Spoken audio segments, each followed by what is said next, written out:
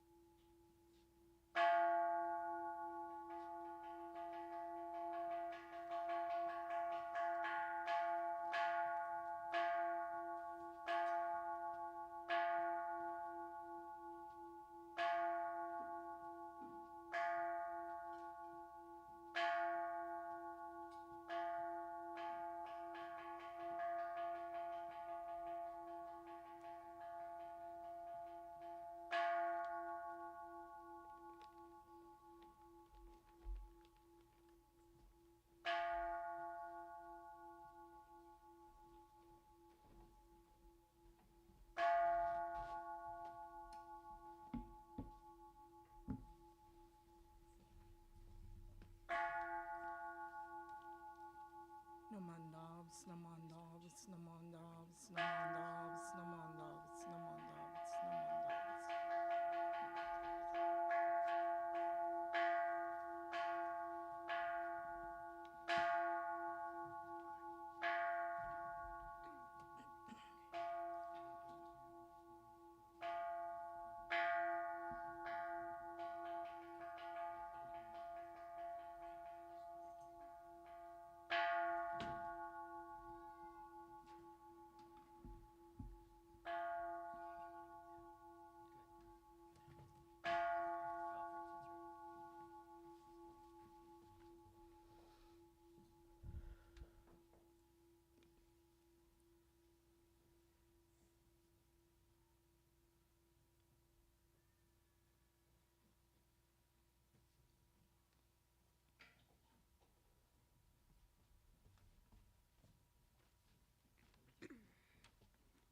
Good morning. Good morning and welcome to this morning's Dharma Family Service and October Shotsuki Hoyo. Today's service is being chaired by the 3rd to 4th grade class.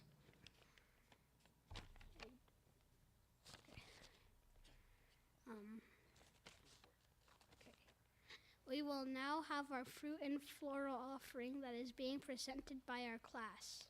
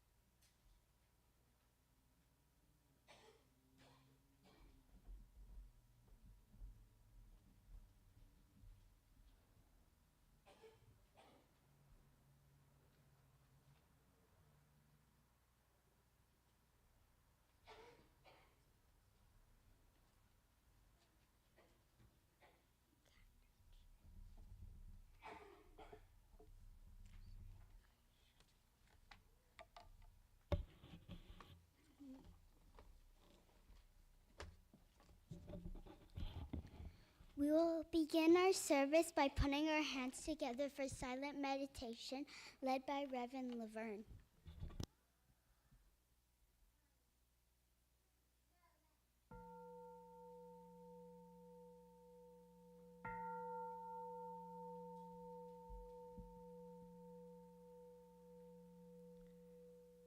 please sit quietly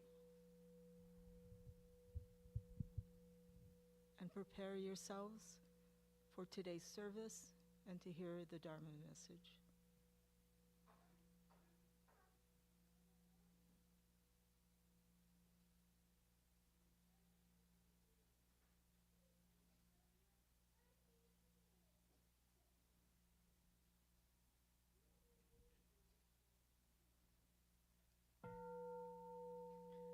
Namo Amida Butsu, Namo Amida Butsu, Namo Amida Butsu, Namanda Butsu, Namanda Butsu, Namanda Butsu, Namo.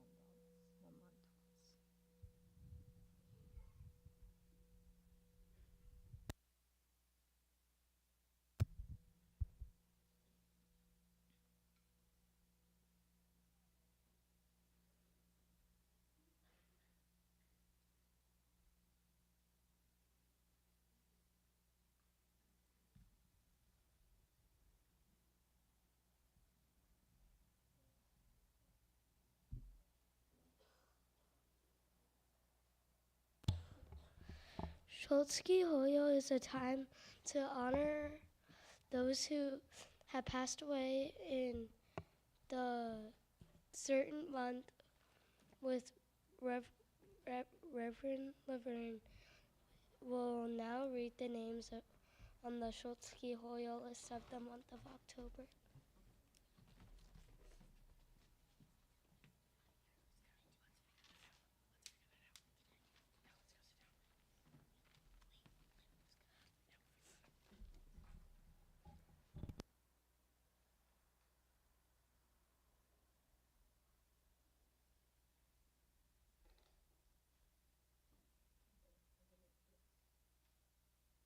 I'm going to need a stool like Kiana had.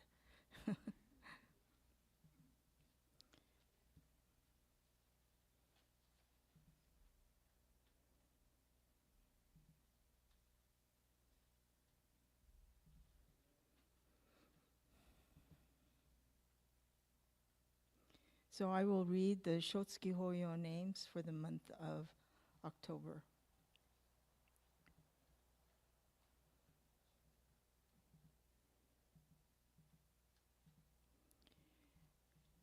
I will read the name of the deceased and then of the family member, and I will do so with Ikichi Ito, who passed away in 1930, and remembrances are by the Ito family, so that's Ikichi Ito.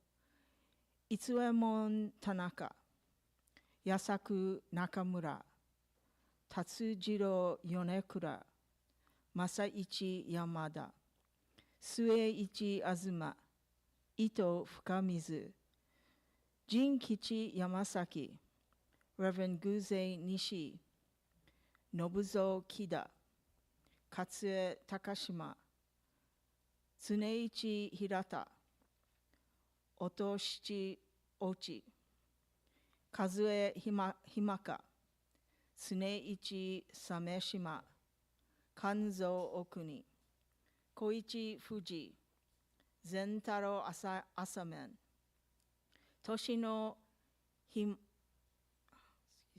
Hamano, Takeshi Monji, Tomoyo Kuwada, Fukayo Matsumoto, Mitsuye Sugioka, Ume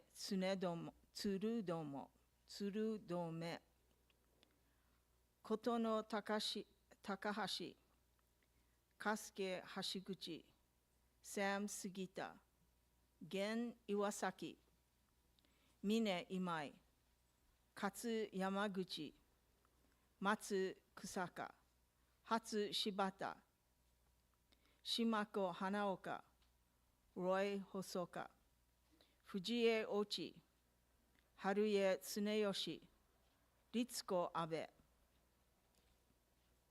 Michie Kuroiwa, Muto Kawahara, Helen Haruyo Kawahara, Charlie Torio, Jimmy Shinohara, Tomi Yada, Betty Harvey Teague, Aiko Tachiki, Tadashi Yano, Chiseko Oya, Haru no Maekawa, Minoru Takasugi, Nancy Tsukiko Imai, Toyoko Yonekura, Tsuruko Louise Osaki, Emi Himaka Shimizu, Yoshinori Tsunematsu, Ayako Kaminaka, Frank Doi, John Inoue, Aiko Muraoka, Tadashi Kitano, Takashi Mayumi, Tom Tamotsu Sugioka, Yusaku Kuroiwa, Tatsuo Richard Takashima, Robert Susumu Sasaki, Raymond Sacco, Kimie Date, Teruko Hobbs, Mary Suyenaga, Reverend Teshi Aoyama, Kisae Ohara, Hiroshi Kubota, Chieko Moriyama, Roy Yonekura, Tomio Ota, Mio Hill, and Kosuke Imori.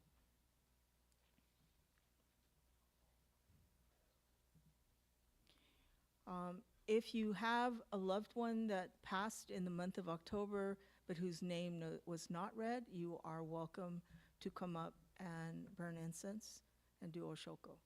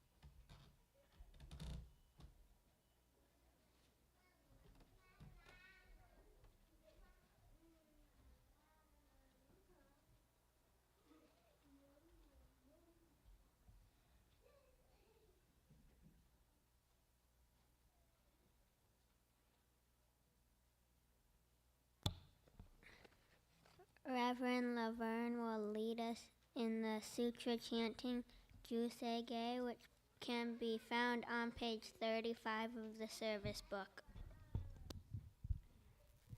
We'll be chanting the Juseigei, and this sutra comes from the larger Sutra of Immeasurable Life, one of the three primary sutras of our Nihongo tradition. In the sutra, the Bodhisattva Dharmakara, who becomes Amida Buddha, declares to the Buddha, Loke Vajraraja, his intentions to become a Buddha himself.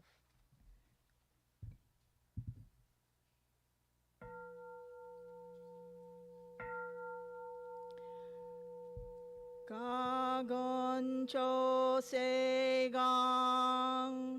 Hishimu Jodo Shigan Humanzok Seifu Joshogak Gao Muryoko Hui Dai Seshu Husai Shobingu Seifu Joshogak Gashi Jobundo Myosho Chojipo Kukyo Mishomon Sei 不上小学利欲人少年上映主本業しぐむ浄土一生天人し人力現代公不傷無才道少女三苦名交際集約難回避知恵言熱し根毛案閉塞小悪道スダン全宗門高僧上満足異様老実法日願主樹期天候無限一種解放像公正功徳法上大集中説法四識供養一切仏具足修徳本願念心上満徳意三害を女分無下地スダン未不詳願学エリ投資最小尊志願や効果大戦を感動国小天人とうち妙見ナマンダブ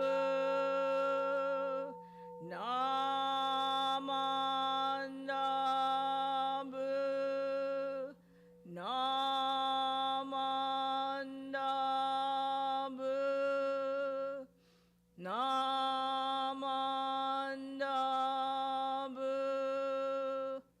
ナマンダブナマンダブがんにしくどく平等性祭道本母大心お上安楽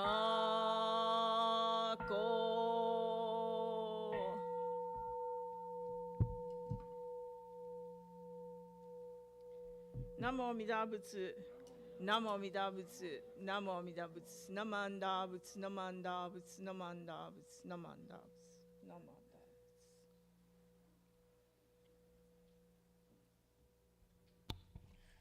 Will everyone please rise for the reading of Golden Chain, which can be found on page 90 of the service book.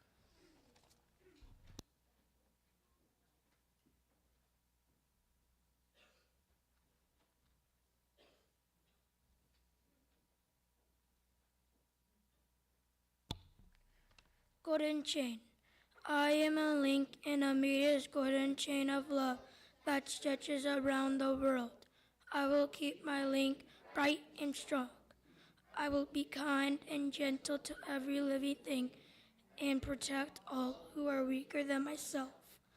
I will think pure and beautiful thoughts, say pure and beautiful words, and do pure and beautiful deeds. May everyone in Leah's Buddha love be bright and strong, and may we all obtain perfect peace. Kansho. Namo Itabatsu. Namo Itabatsu. Namo Itabatsu. You may be seated.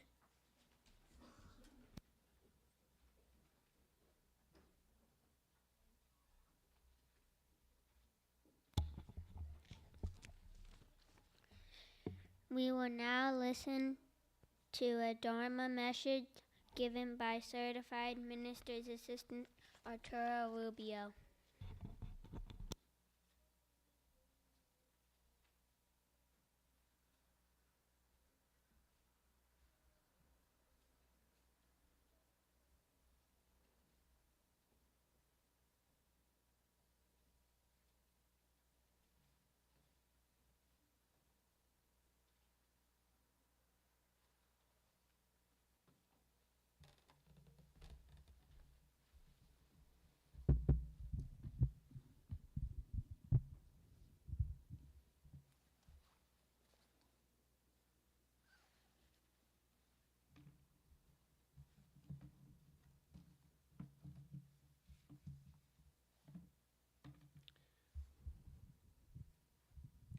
Please join me in Kansho. If one walks looking far ahead and pays no attention to the ground beneath his eyes, he will stumble. If one gazes critically upon others and forgets to look into himself, he will bring tragedy upon himself. Kansho. Namo Amida Butsu. Namo Amida Butsu. Namo Amida Butsu. Namanda, namanda, namanda.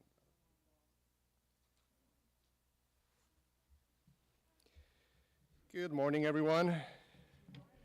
Thank you for joining us this morning. Let me repeat Renyo's first sentence. If one walks looking far ahead and pays no attention to the ground beneath his eyes, he will stumble. I think Renyo is telling us to live in the present moment. If you worry too much about what the future may bring, you may completely miss things that require your urgent attention right now. Or maybe Renyo is just telling us to watch where we're going. If you don't pay attention to where you're placing your next step, you may trip. I like stories about people walking and going places. A lot of fairy tales revolve around people walking up mountains, walking across deserts, or walking through dark forests. Who here likes fairy tales? Do you know what was my favorite fairy tale when I was a little kid? Hansel and Gretel. Well, maybe it was a tie. You never heard of Hansel and Gretel? Okay, well. Have you heard of Hansel and Gretel? Okay. I think it's actually a tie. I loved Hansel and Gretel, but I also liked Little Red Riding Hood. My mom would tell me that story, Little Red Riding Hood, all the time, and I loved that. But today, let's talk about Hansel and Gretel. Okay, so I guess some of you have read the story, Hansel and Gretel. You read it? Okay. I don't think I need to go through the whole story, but I'm going to focus on some of the most important parts of this fairy tale. So we fast forward to where Hansel and Gretel overhear their stepmother saying that they'll take the two of them deep into the forest the next day and just leave them there. So Hansel, in his infinite wisdom, sneaks outside the house in the dark and finds pebbles that glisten under the moonlit sky. He grabs a bunch of pebbles and fills his pockets with them. Then he sneaks back into the house and goes to bed. The next morning, their father and stepmother tell them that they're going on a picnic, and they start walking deep into the forest. Hansel, aware of his stepmother's nefarious plans, hangs back a little, all the while dropping pebbles as they walk through the forest, marking the way back home. After walking for several hours, their father tells them that they're going to rest for a little while. Hansel and Gretel, very tired by this time, fall asleep. wake up when it's already dark, and sure enough, their parents are nowhere to be found. They get up, look around, and find the trail of shiny pebbles. So they follow the trail, and by morning, they're back home. Their father is extremely happy to see them. Their stepmother, not so much. The stepmother again tells her husband that they need to go back to the forest the next day, but this time much deeper, and dump their kids there again. Unfortunately, Hansel and Gretel didn't hear that conversation this time, so no chance to stash more shiny pebbles again. The next day, the stepmother wakes up Hansel and Gretel and tells them that they're going on another picnic. Woohoo, picnics, 2 days straight. Then Hansel goes, wait a minute. I think I know where this is going. But he doesn't have any more pebbles in his pocket anymore. Remember? Lucky for him, in the goodness of her heart, the stepmother gives each child one whole slice of bread. This picnic is starting to sound very promising. Hansel, expecting a repeat of the previous day, but not having any pebbles in his pocket, begins dropping breadcrumbs as they walk through the forest. After walking for many, many hours, their father says they're stopping for a while. Hansel and Gretel fall asleep again. And yes, when they wake up, it's dark, and their parents are already gone. Confidently, Hansel gets up and starts looking for the shiny breadcrumbs. Wait, hold on. Breadcrumbs don't shine under moonlight. So they decide to just go back to sleep, determined to start walking as soon as the sun comes up. They get up the next morning, and what happened? Yes, no more breadcrumbs. The birds ate all the breadcrumbs. Okay, what are we supposed to do now, genius? Asks Gretel. Well, we'll just walk around until we find our home, answers Hansel. Okay, so fast forward again. They find this mouth-watering gingerbread house. A witch tricks them into going inside. Hansel gets locked in a cage. Gretel pushes the witch into the oven, sets it to broil at 350 degrees, finds a key, gets Hansel out of the cage, and they escape. They walk and walk through the forest for many, many hours until they finally find their path. They finally find their home. And they live happily ever after with their father. The stepmother is out of the picture by this time. As you can see, the story of Hansel and Gretel, like many other fairy tales, revolves around a character's need to find a path. And what is this year's Dharma School theme? Finding your path. In this story, we find Hansel and Gretel being pushed away from their path by other characters or circumstances. And then we see them using their cunning, skills, and street smarts, or should I say forest smarts, to find their path again and get back home. Let's think about some of the symbols present in this fairy tale. The act of leaving markings or tags along our path, just in case we stray from that path, and we need to find our way back to it. What type of markings or reminders do you leave to guide you along your path? And I'm not talking about physical objects you drop as you walk. That would be littering. The guidance you receive from your parents, grandparents, for example, the teachings you have received thanks to Shakyamuni Buddha and Shinran Shonin, those nuggets of wisdom are what will guide you through life. There will be cases when you're not sure how to proceed, when life presents choices to you and you may not be sure which one to pick. You may be able to turn around and look at those clues, those pointers or guideposts that you've placed along the way.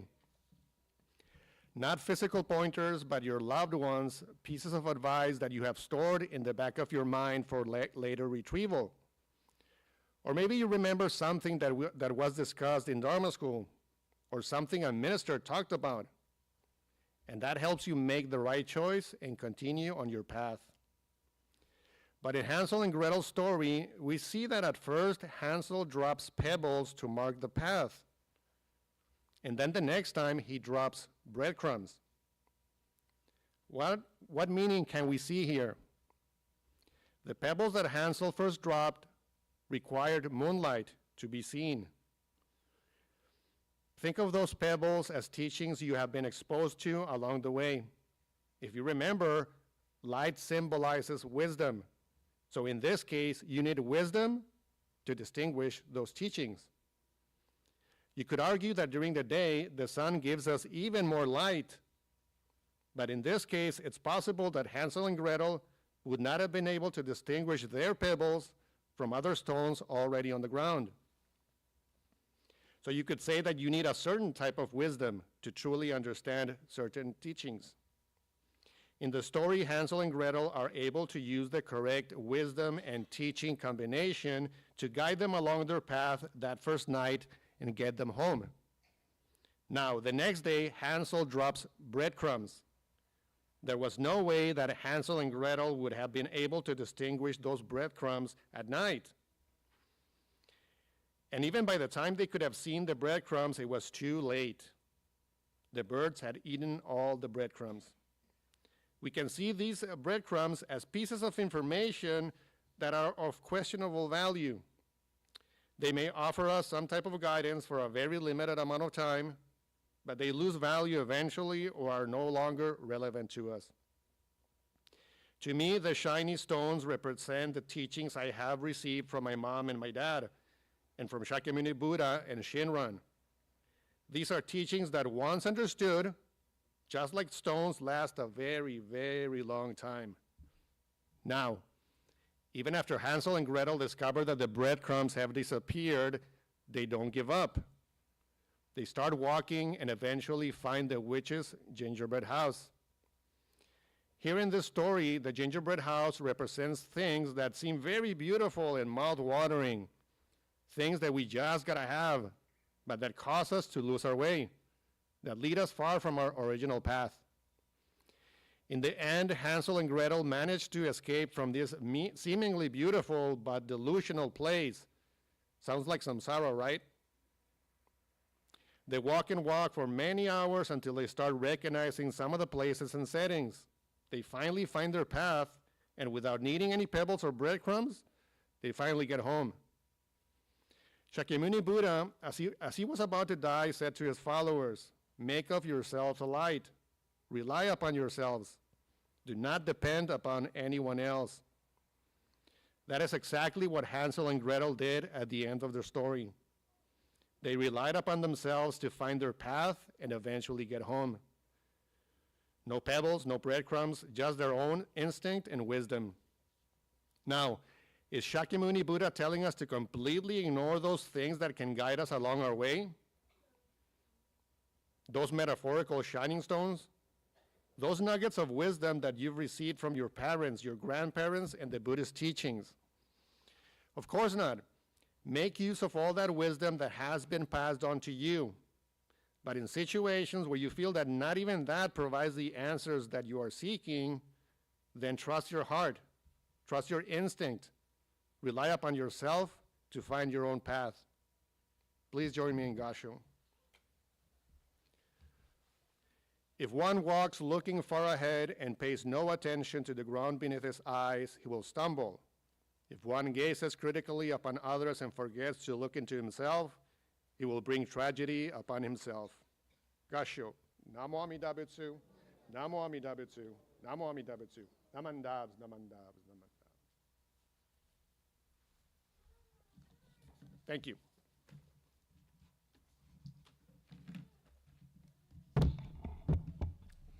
Thank you, Sensei Arturo, for your Dharma message. Will everyone please rise for the Gatha Asa No Uta on page 105 on the service book.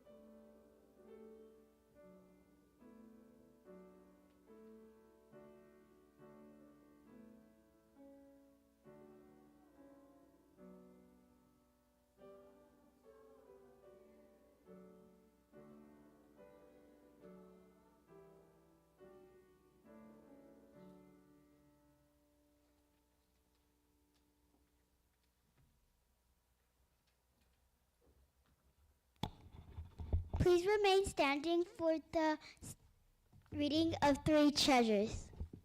Three treasures. Hard is it to be born in human life, now we are living it. Difficult it is to hear the teachings of the blessed ones, now we hear it. If we do not deliver ourselves in present life, no hope is there that we shall be free from suffering and sorrow in the ocean of birth and death. Let us reverently take refuge in the three treasures of truth. Buddha, we all together absorb into ourselves the principles of enlightenment and awaken ourselves in the supreme will. I take refuge in Dharma. May we all together be submerged in the depth of the Tibet and gain wisdom as deep as the ocean. I take refuge in Sangha. May we all together become units in a true accord, in a life of harmony, in a spirit of universal brotherhood, freed from the bondage of selfishness.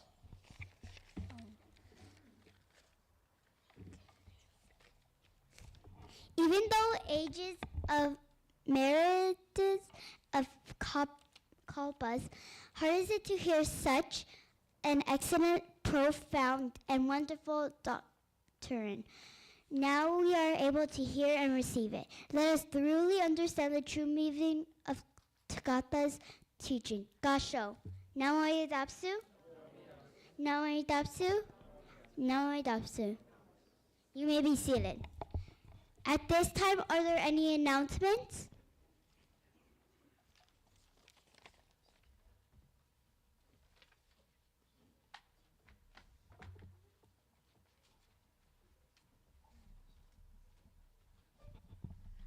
Good morning, everyone. So on Sunday, November 3rd, we're going to have our sukiyaki luncheon. So it's our 100th anniversary kickoff event. So our 100th anniversary is coming up in 2 years, in 2026. So the sukiyaki luncheon, if you haven't had a chance to participate, it's super delicious. It's kind of like hot pot. There's some meat, tofu, saifu noodles, different vegetables, onions, napa, bean sprouts. We'll have rice and other things as well. It's all you can eat. It'll be cooked right in front of you, and then you'll get to eat it nice and piping hot on the table. Adult tickets are $20. Children 10 and under are $10. We're also encouraging it to be an eco-friendly event, eco-sangha friendly. So please bring your own plate, bowl, cups, utensils, and then we'll have something there to help rinse it off. Ticket sales, the cutoff for ticket sales is Sunday, October 27th, so you have 2 more weeks to get tickets. So please, the sign-up sheet is in the office, so please sign up as soon as possible. Thank you.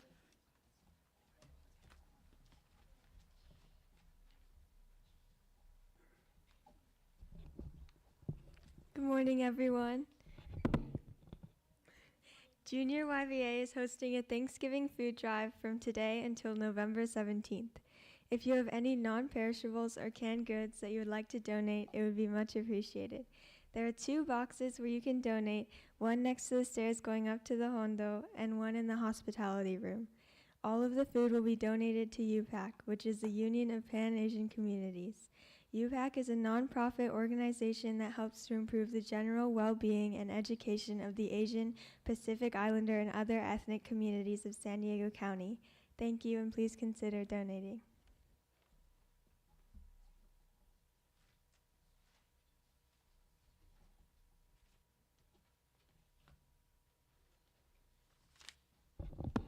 Thanks, Aya, and thanks, Kimberly, before that. I'm Bill Teague. I just wanted to let folks know that some of you were there, but the Japanese American Historical Society of San Diego held its annual meeting yesterday in the Annex Hall just in the other building. And it was well attended by folks among the Japanese American Historical Society's membership, but they were there in part to offer a Kansho award, a Kansho meaning gratitude, to an artist that happens to live in San Diego, but she has an international reputation. Her name is Wendy Maruyama, and some of you may know her from the Tags project in which she created hangings of the tags with the names of all of the 120,000 internees during World War II. It's a wonderful concept, and it's very moving to be able to see an installation of it.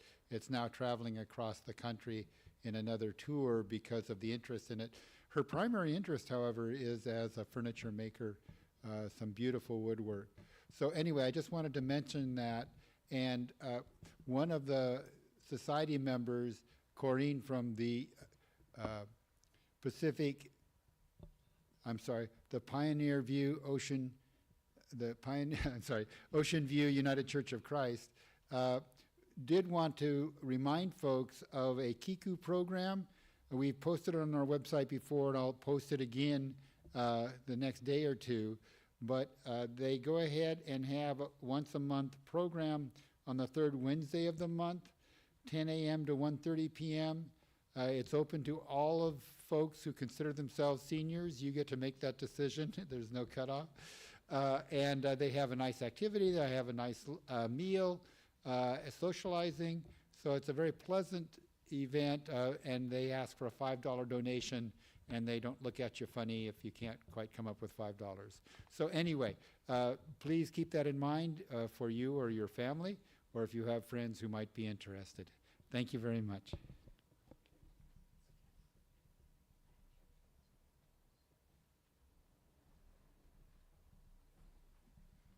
Hey, good morning, everyone. I'm Glenn. Just a reminder, we're going to have our second pickleball day. We had ours a couple weeks ago here in the annex, and we had a nice turnout. Good thing nobody got hurt, nobody pulled any muscles or anything like that. So that's just a low-key event. So our next one's going to be October 20th, and this time we're going to try it outside. So October 20th, we're going to start in the morning, 8:30. So if you have equipment, bring it out, and if not, we'll have stuff here too. So October 20th, 8:30 in the parking lot. Thanks.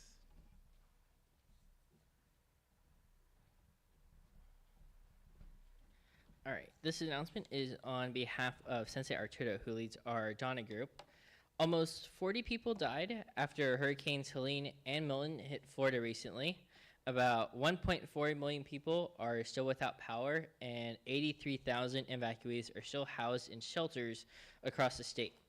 Direct Relief, a humanitarian aid organization we have supported in the past, has already delivered more than 2 tons of medical aid and emergency supplies to health providers in Florida, but relief efforts are still ongoing. If you wish to support Direct Relief and those affected by these recent storms, you can donate directly through Direct Relief's Hurricane Relief webpage, which can be found linked in an article posted on our temple website. PayPal, Venmo, credit card, and bank transfer options are available, and your donation will be tax deductible. Thank you for your generosity.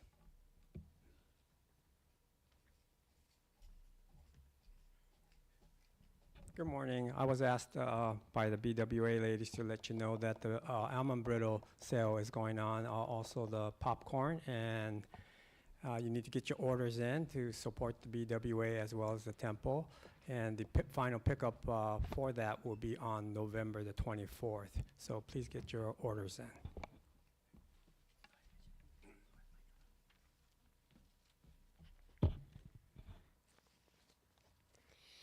This concludes the Dharma School portion of the service. There will be a Japanese Dharma message given by Certified Minister's Assistant Yukari Williams. Following the adult portion of today's service, our class would like to thank Reverend Laverne for officiating, CMA Arturo Rubio for his Dharma message, and Yukari Williams and Reverend Smitty.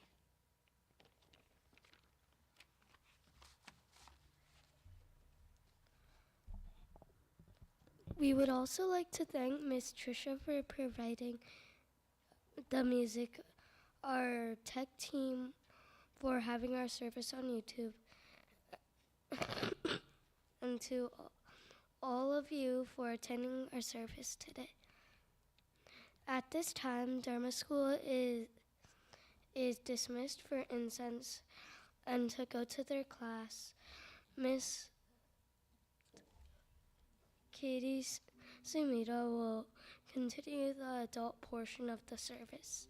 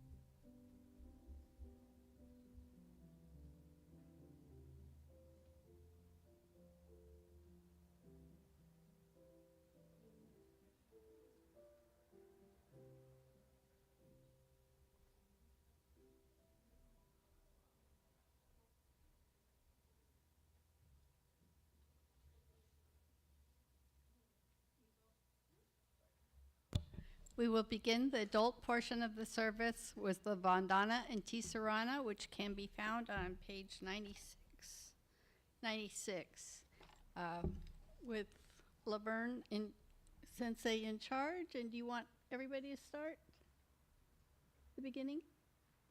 And everybody start from the beginning where it says leader.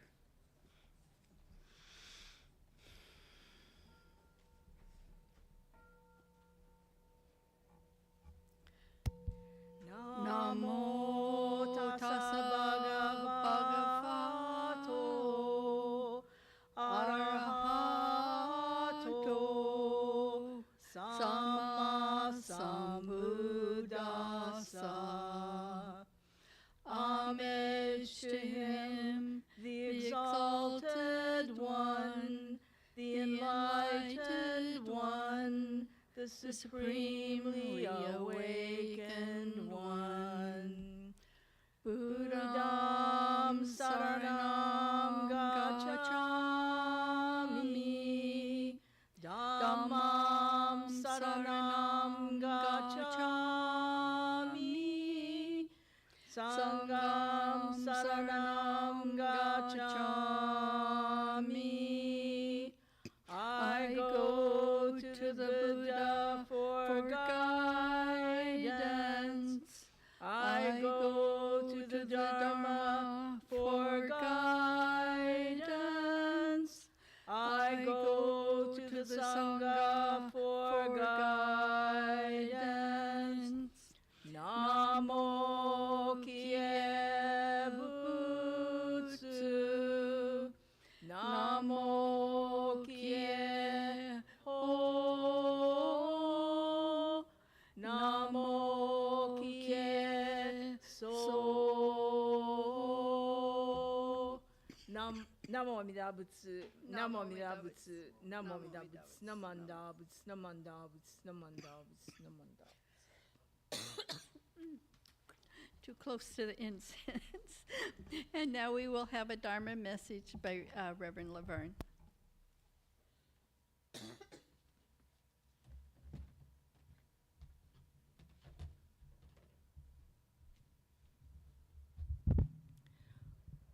When the Dharma School leaves, it's like half of the Hondo is emptied, but I might be discouraged, but I'm really not, because that is the future of our temple.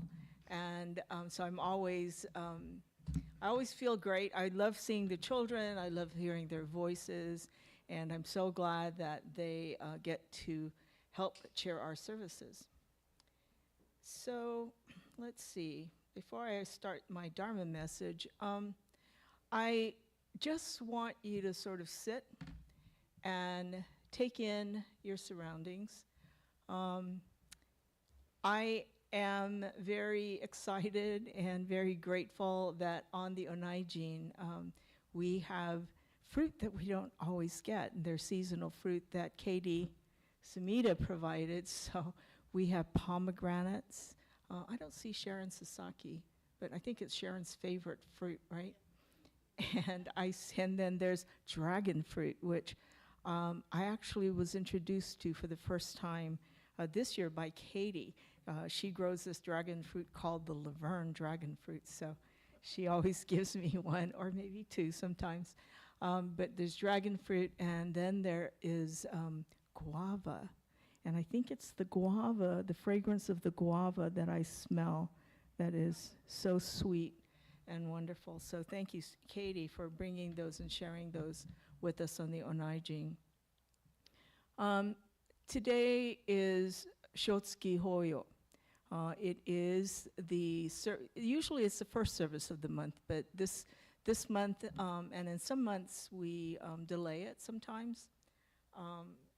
Just depends on what we have going on on the first Sunday. But I've been here long enough now that I am starting to recognize names of families, and I am heartened to know that, for example, I think I saw the Aoyama, Mrs. Aoyama's family, her son, and family here to observe the memorial for Reverend Teshi Aoyama, our beloved minister. Also wanted to note that Yukari Williams' father was also on the list. He died not about 20-something years ago now.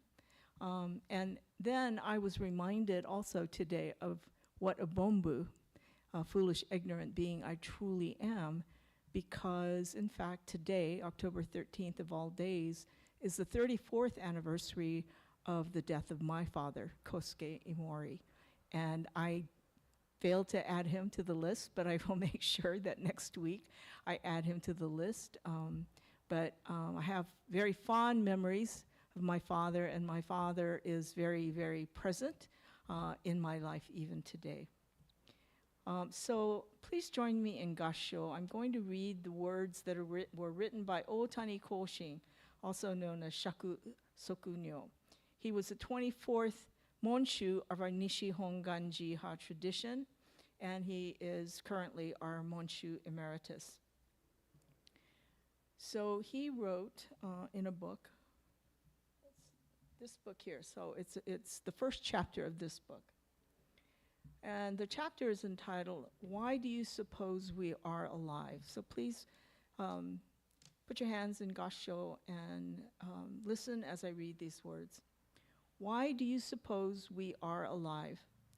Once you start thinking about it, there's no end. The more we want our life to continue on, the more that desire itself becomes a seed of despair. In this sense, human beings are caught in a difficult situation. It would not be overstating the case to say that the whole of human suffering starts from this one question of why we are alive. It would seem that man was born into life to seek an answer to this question. Although an answer may not appear during the course of a single day, as long as the strength to contemplate the matter remains within you, the beauty of human experience lies in the very fact that we struggle with the question of how to live a meaningful life. Those who are in the midst of a difficult period in their lives may protest, asking, of what good is such advice? I would suggest that we not rush our answer, and instead take the time to consider what living means. Namo Amida Butsu, Namo Amida Butsu, Namo Amida Butsu, Namanda Butsu, Namanda Butsu, Namanda Butsu. So, good morning, San Diego. I think there was a movie, right? Good morning, Vietnam. Okay, well, this is San Diego. It is wonderful to be here. I feel like I've been away for a while. I think I've only been away two Sundays, but I've had some wonderful experiences traveling first to Berkeley, California, to attend the Women of the BCA seminar, which was to honor the lives of women who have made a difference to the BCA in its 125 years of existence. It has been traditionally a very traditional, male-dominated organization, but for the first time in over 100 years, we had our first woman president of the BCA, and that was our very own Terry Omori, who grew up in this temple and who is now associated with the Vista Buddhist Temple. And then the following weekend, the Federation, the Buddhist Women's Association, had a weekend-long seminar, and the theme was Ichigo Ichie, right? Which is not a Buddhist term necessarily, maybe more, it comes from tea ceremony, Zen tea ceremony, and it just means Ichigo Ichie. It's like this one very precious moment, this only unique, very precious moment.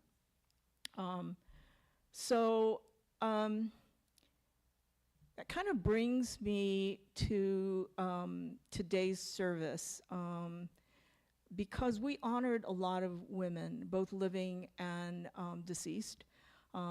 And it's the memory of those women who are no longer with us that really made me consider or think about the current BCA, the current Buddhist Temple of San Diego, and then also to think about the future of the temple and of the organization.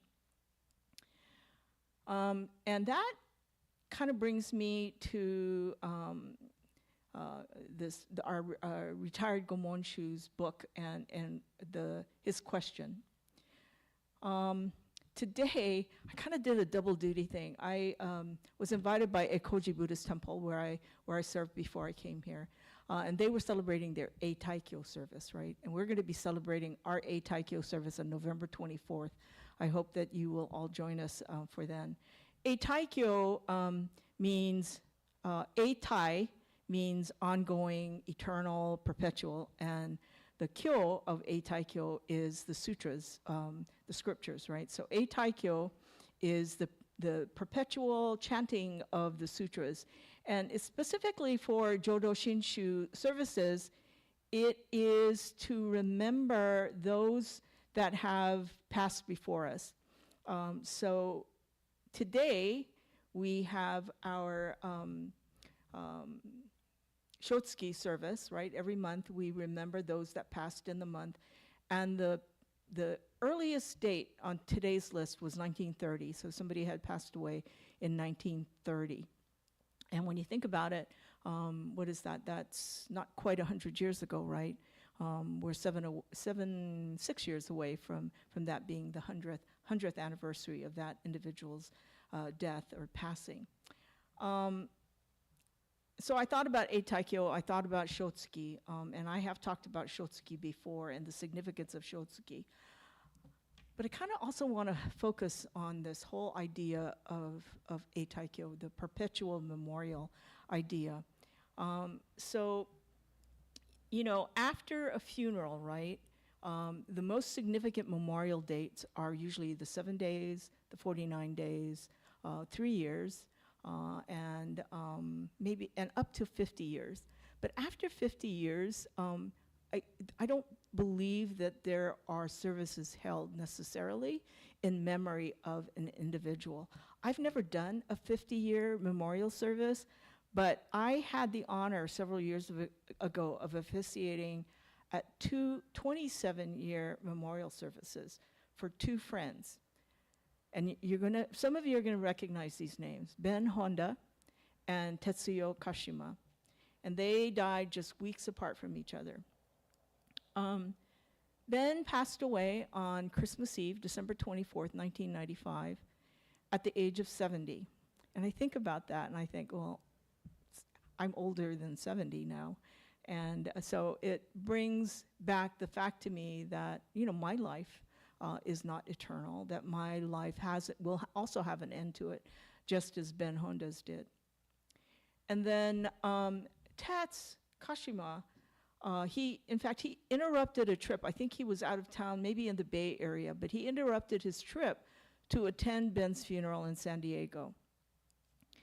But unfortunately and very sadly, Tats suffered a heart attack on New Year's Day, 1996, so just weeks after the funeral, maybe days even after the funeral. And he died at the age of 61. And so even though I never had a chance to meet either one of these individuals, I came to know them a bit after 27 years, after their physical lives had ended. And it was through the stories shared by Miki Honda, Ben's wife, and Jeannie Kashima, Tet's wife, because Ben's family had a memorial service for him. It was just the family here at the temple. And then the family invited me to an atoki lunch back at Miki's home. And that's where I got to know Ben better through their stories, and I got to know Ben's family, his children, Ralph and Terry, and then his grandchildren. And I didn't see Ralph today, but you all know Ralph. Yeah, so it's like, where's Ralph? Ralph is always here. He usually, sometimes I think he spends the night here. But I did see Brevin. But as you know, Ralph is, I think he's a member of the board, right? And he is a very invaluable lay leader here at the temple. I often seek him out for advice sometimes about even helping to arrange for memorials and services. And then, of course, our infamous Terry Imori, who's a past president of the BCA and still very active in both the BCA and at her temple in Vista. As I mentioned, Terry was the first woman elected to the position of president in more than 100 years of history in the BCA. So at Tats Kashima's service, 27th year memorial service, we did the service at Jeannie's home in San Diego. And it was just Jeannie. She invited Miki Honda and myself. And then after the service, Jeannie served me and Miki a delicious Japanese meal. And that's over a meal shared together that I learned more about Tets's life. He was the son of a minister who served here in San Diego. And Tets's father died while he was an active resident minister here at the temple. And Tets and his younger brother, Tetsuden, who is currently in Seattle, they're both quite young. But I believe they stayed here and then they grew up here. So during my time with both families, separately, but I learned about the friendship between the two men. And although only about 8 or 9 years younger, Tets considered Ben to be not just a friend, but also a mentor. As I said, they both served in leadership positions. Ben was very, very active in the junior YBA, both here at the temple and at the BCA level. And Tets's career, he was a high school teacher for many, many years before he retired. But the one thing that moved me that I learned about Tets was that he must have been a very humble person.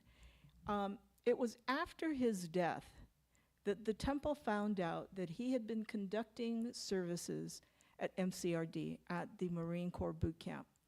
And the way that the temple learned about it was that this is a story that was handed down to me, but the temple got a call asking where Tets was, because they hadn't seen him in a while, they hadn't heard from him, and they wondered when the Buddhist services was going to resume. He had been conducting weekly services, Buddhist services, for the recruits at the Marine Corps recruiting depot. Reverend Smitty and Bill Teague had continued that tradition. And in fact, Bill has been continuing that tradition after COVID. And it was just recently that we discontinued doing the services. But I know that there were 4 of us that were involved in doing the services before COVID, so I got to participate. We rotated, and so usually we each had one service to do a month. And it was very meaningful. It was, I learned a lot at those services. And so when in the height, of the recruitment season, we would get over 200 recruits attending our service. And they would have to sit on the floor, and we had all of the old San Diego zabuton, the purple cushions. They're not really cushiony, they're pretty flat. But we used those, we passed those out, and the young recruits, most of who had never been to a Buddhist service, would sit, would listen, and many of them would come back. And they would come back because they were hearing some of the same things that they were learning in boot camp. They were learning about impermanence, right? I mean, these young men were being trained to defend themselves and their country, meaning they could be killed or they might have to kill, right? So impermanence. They were learning about interdependence. They were learning that they had to rely on each other if they were going to survive sometimes. So they had to have each other's back, whether they agreed or liked the other person or not, whether they got along with the other person or not. That could be the person that maybe might save their lives. So they were learning about interdependence. And so one of the most meaningful events that would happen was when a class of Marines graduated. And they would all, the graduating Marines would get up and they would share something. They would share something that they learned in their experience with the new recruits, right? And many, many times, it was those lessons of impermanence and interdependence, which really made sense to me then why these young recruits would keep coming to our services, because we were sharing messages. We were sharing messages that were relevant to them and what they were going through at the time. So during our Eitaikyo service in November, right, we're going to be chanting sutras. We're going to be chanting sutras in the memory of both Ben and Tets. But we're also going to be chanting for others who died more than 50 years ago, whose names maybe perhaps today we don't remember. I know that Ben and Tets will be remembered because their families are firmly rooted in Buddhism and are still very active in Buddhism, and maybe we'll have a 50-year anniversary for one or both of them, who knows, right? But it is really rare, right, to have a service that's 50 years. And even 27 years for me, it was such an honor. I thought, wow, 27 years, and these men are still being remembered. But, we're a very mobile society, right? How many of us have families that are not living close by? I have a sister that lives up in Washington State. I have another sister that lives in Spain. I have relatives in Hawaii. I have relatives all over the world, just as many of you do. So it's really, really hard to get together to do a memorial service. And people are so much more mobile now, right? We're here today in San Diego. In my 20 plus years in Jodo Shinshu Buddhism, I started in Seattle. I was there for several years. I moved to Ekoji in Fairfax, Virginia, in Arlington, Virginia. I lived there for 6 or 7 years, and now I'm here in San Diego. I think I'm going on 7 years, and who knows, where next, right?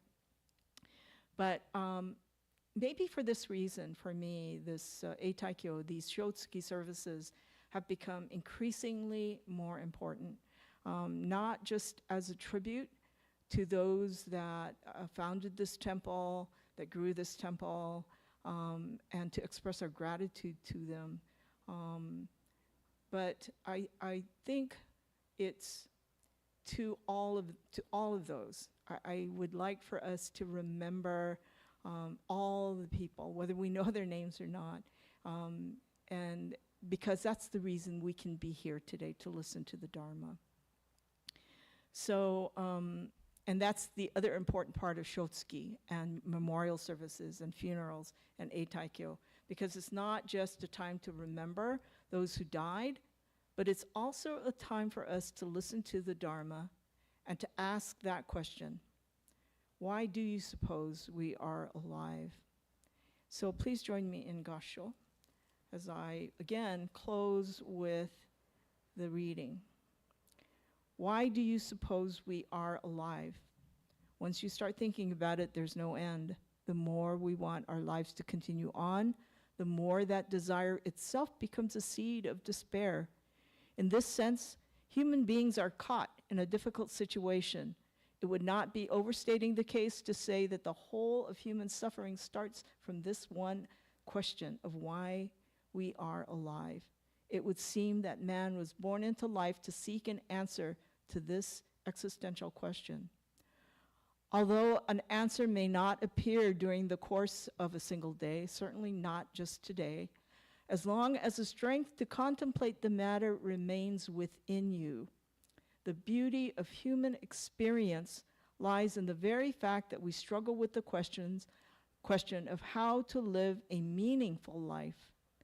Those who are in the midst of a difficult period in their lives may protest, asking, of what good is such advice?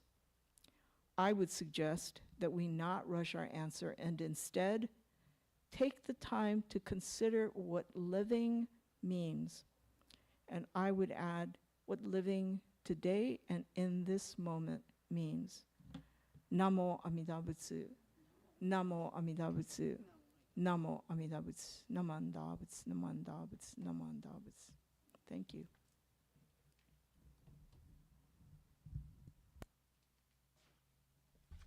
Thank you, Reverend Laverne. And could everybody please stand for Ondokusan, which can be found on page 128, accompanied by Trishia.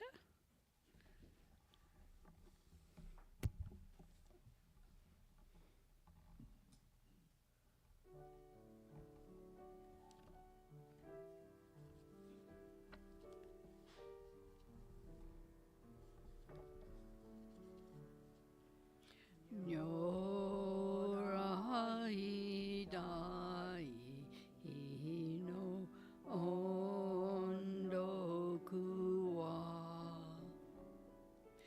miyoko ni shite mo hozu beshi shishu kishiki no ondoku mo ohone o kudakite mo shasu beshi.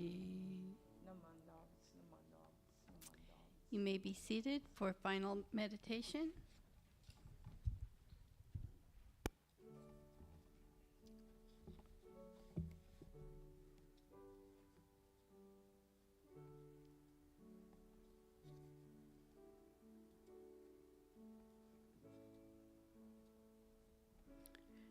I know that because of Amida's boundless compassion, I am assured of rebirth the very moment I put my trust in Amida.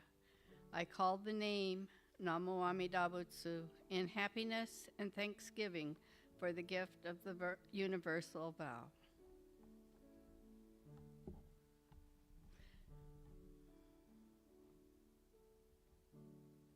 Namo Amida Butsu, Namo Amida Butsu, Namo Amida Butsu. That concludes the adult English portion of the service. There will be a Japanese message by Yukari Williams.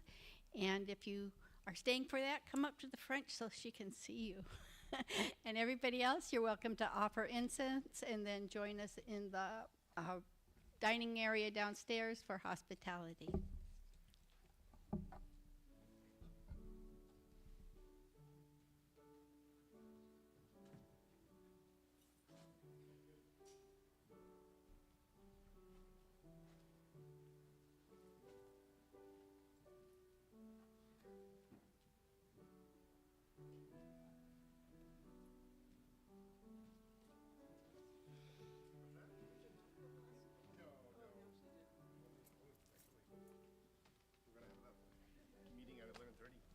you are? I'm gonna go head downstairs for the. Oh, yeah. Thanks, Katie. Shall we put the fruit and bring it down to you later? Yeah.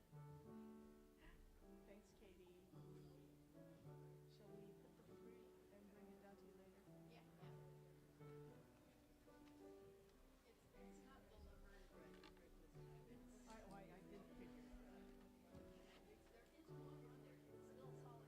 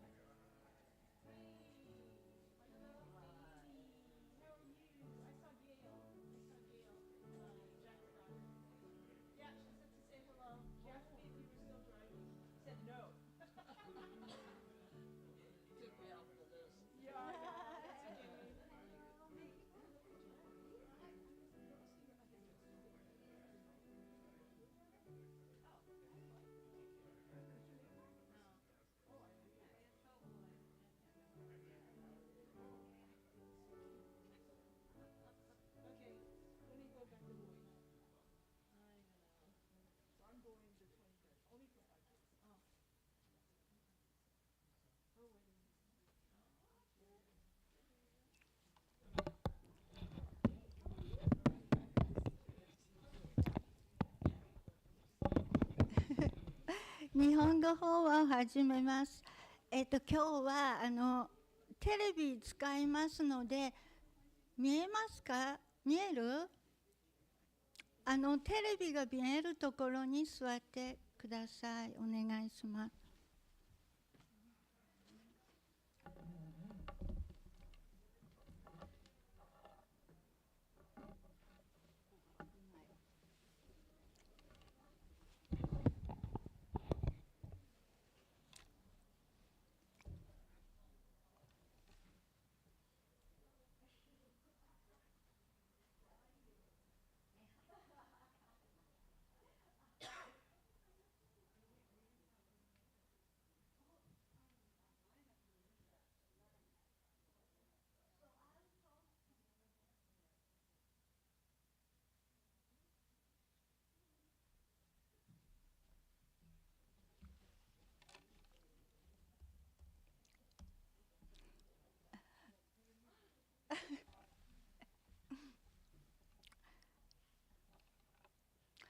それでは始める前に、合唱と礼拝をお願いいたします。ナマアミダ仏、ナマアミダ仏、ナマンダ仏、ナマンダ仏、ナマンダ仏、ナマンダ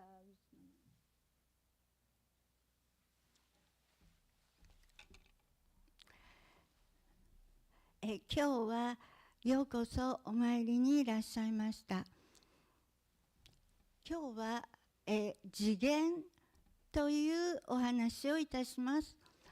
皆様はこの次元という言葉を聞いたことありますか？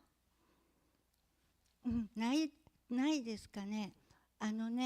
ちょっと難しい漢字が2つ並んでるんですけれども、難しい話はいたしません。私は難しいことはわからないので、大丈夫です。で、今日この次元というお話をしようと思ってるんですが、これは本願寺の、西本願寺のある先生にこの次元のことを教えていただきました。ですので、これ私が発見した言葉ではありません。私にこの次元のことを教えてくださったのは、福間義丈先生という先生です。この先生はこの先生の法話を私は大好きで、この先生の法話を私が聞くとね、なんかとっても心が休まって優しい気持ちになります。私はこの先生が大好きなんですね。で、この先生は西本願寺の本願寺派のお坊さんでいらっしゃって、中央仏教学院の校長先生でいらっしゃいます。私は中央仏教学院から今、コレスポンデンスコースで勉強をしているので、この先生は、私の校長先生でもあります。そして福間先生のお寺は広島にあります。福間先生ご存知の方はいらっしゃいますか？誰もいらっしゃらないですか？YouTube にたくさん福間先生のご法話がありますので、もしよかったら見てください。今日は福間先生のご紹介ができて、とても良かったです。それではこの先生に教えていただいたお話を、次元というお話をします。まず最初にこの次元という言葉を説明します。この次元っていう漢字なんですけれども、最初の字はお慈悲という意味です。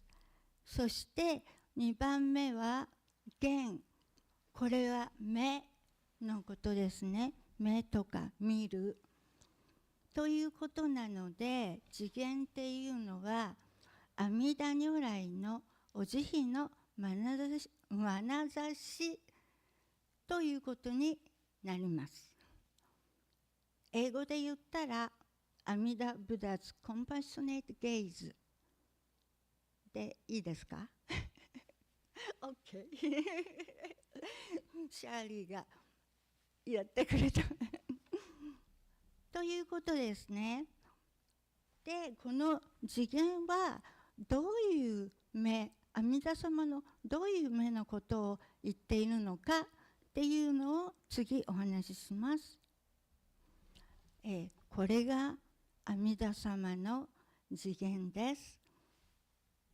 ここからだと阿弥陀様ちょっと遠すぎて目の方までは見えないかもしれません。でも阿弥陀様はね、半分だけこう目を開いて遠いところをね見てらっしゃるんですね。で、遠いところにいる私たち一人一人を見ていてくださっています。こうやってうっすらこう目を開けると遠いところまで見えるんですね。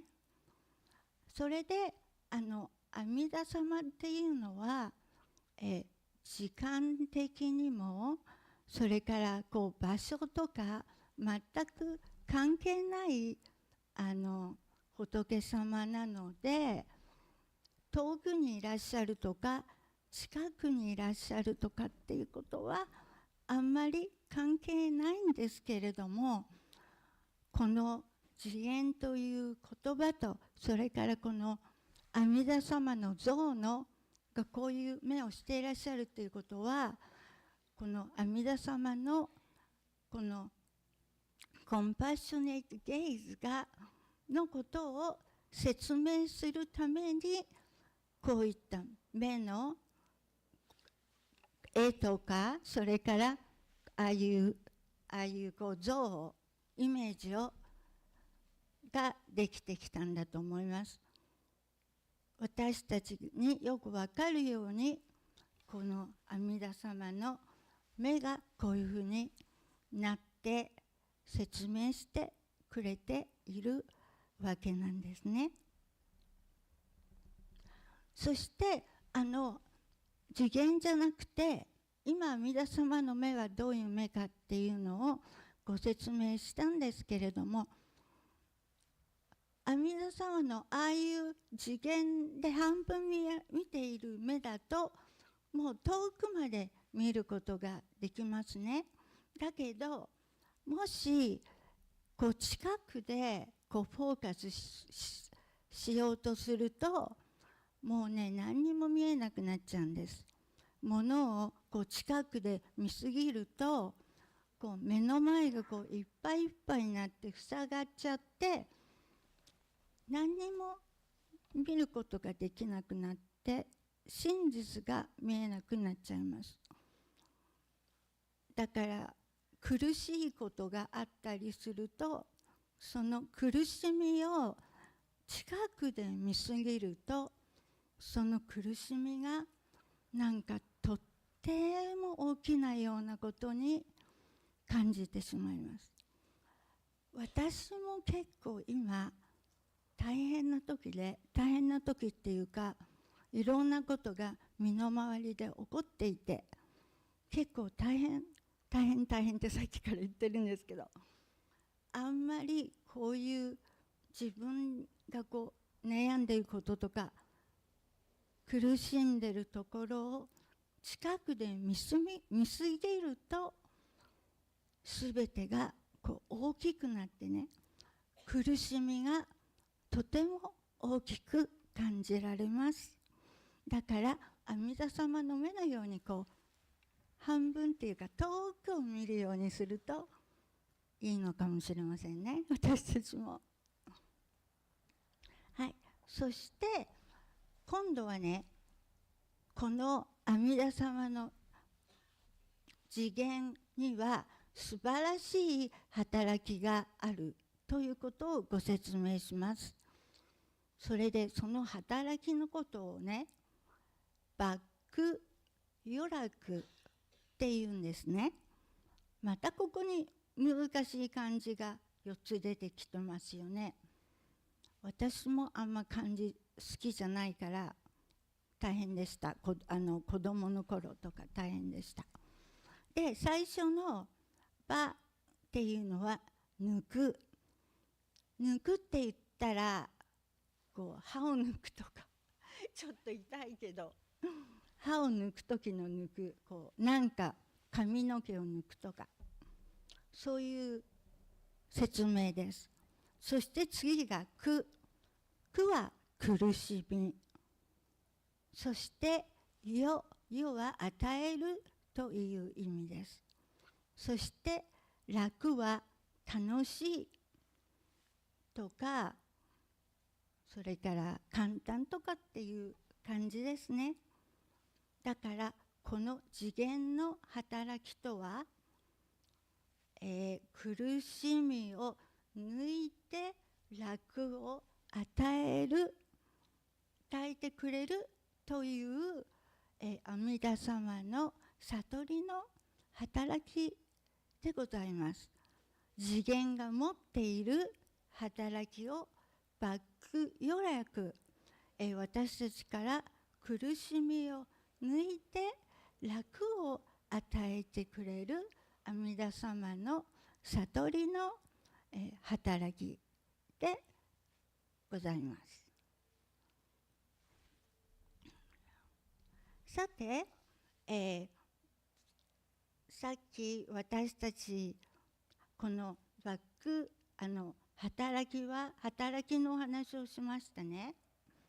それがどういうふうに私たちに働いているかというのを今ご説明します。この阿弥陀様の次元お慈悲の眼差しは、阿弥陀様がいつもいつも見守っていてくれる、私たちのことを見守ってくださるという働きがあるってということだとお話ししました。っていうことは、私たちはもう安心して心静かに生きていけるんです。ここで私が小さかった頃のお話をします。私、子供の頃、とっても怖がりだったんですね。とっても怖がりで、夜とかとっても怖かったです。暗くて。でも夜中にお手洗いに行かなくてはいけない時があって、そういう時にはね、お母さんを起こしました。お母さんの部屋へ行って、お母さん、お手洗いに行くから見ていてねって言ったんですね。で、お母さんはもうよく寝てたんですけど、ちょっと失礼します。My mouth is so dry ちょっとごめんなさい。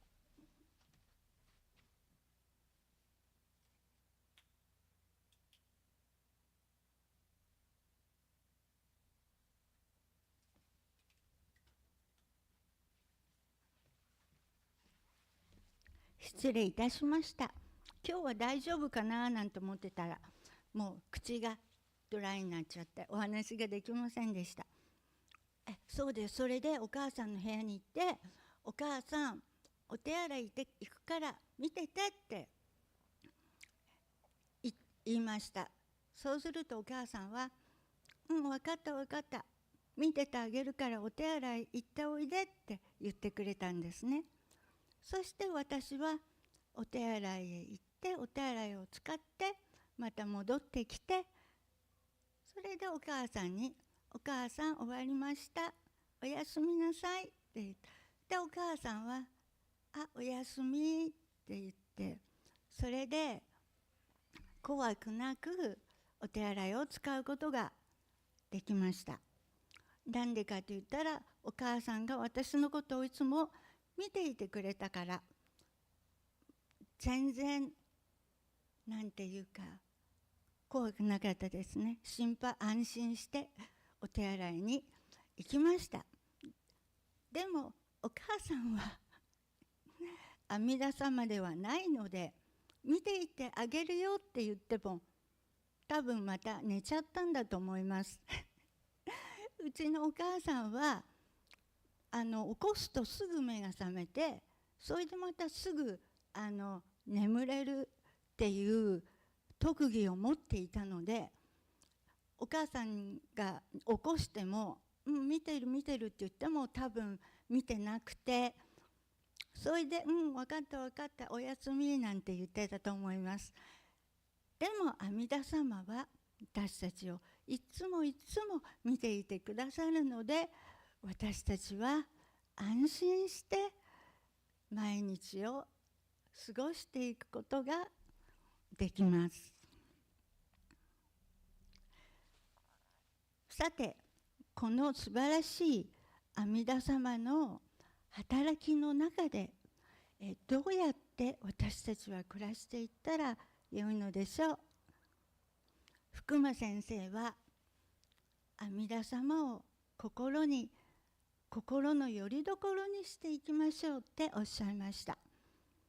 阿弥陀様の心を支えにして生きる、心を穏やかに毎日生きると福間先生はおっしゃっていました。私もそれは素晴らしいと思いました。でも私は阿弥陀様のことを忘れてしまうので、よくだから忘れないように、こうして毎週お寺へ来たり、それから YouTube で法話を見たり、それからいろんな勉強もしています。今日は本当にお参りしてくださいましてありがとうございました。それでは最後に合唱と礼拝をお願いいたします。南無阿弥陀仏、南無阿弥陀仏、南無阿弥陀仏、南無阿弥陀仏。ありがとうございました。これね、鎌倉の大仏です。行ったことある人いますか？はい。ね、有名ですもんね。ありがとうございました。